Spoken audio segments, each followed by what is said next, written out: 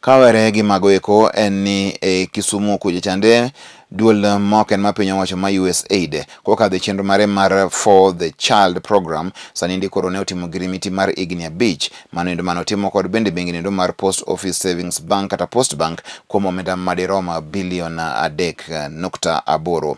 Jago ma otelo ne chenro ni endi pacho ka endi ngire Sylvester Kimayo ne wacho ni sani endi koro ma endi en chenro bende bro kao thuolo machakre higa ni endi thuolo na wacho ni ma en chenro ma osekawo thuolo ma higni 5 chakre dwe mar 3 mar higa mane okadho kendo bende oborumo bang' higni 5 go eko. Chenro ni endi bro mako counties mag Bungoma, Kisumu, Kakamega, Siaya kanyakla koda Busia.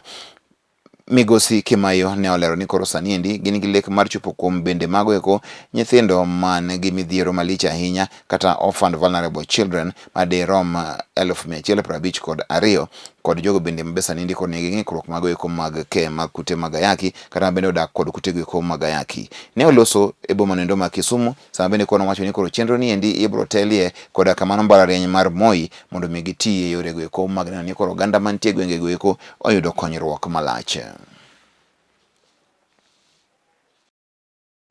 Happy to be here today for this signing of this MOU, which brings together two parties that are joining together to ensure that the OVC program goes on well, which is targeting the orphans and vulnerable children to ensure that on our part from Postbank, we're able to offer them good financial services and training and to ensure that the savings programs that they wish to undertake comes to fruition and that we are able to meet the needs in terms of the financial needs that they have. We are committed to giving them these services as a bank that's been mandated by the government, and when you look at the history of Postbank, we are well equipped to ensure that this MOU becomes a success. And the Usaid has put in $38 million for 5 years. With the 8 partners that we work with, we get advances every month for money, together with specific objectives to support the beneficiaries in the 5 counties. And Moi University through Usaid for the Child has these as sub-partners. And so we give advances to these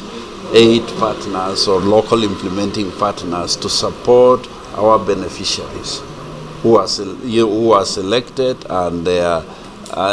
it's to support them so that at the end of the 5-year period they are self-sustaining. And our relationship with Postbank is to further that more by giving literacy and other support to these beneficiaries.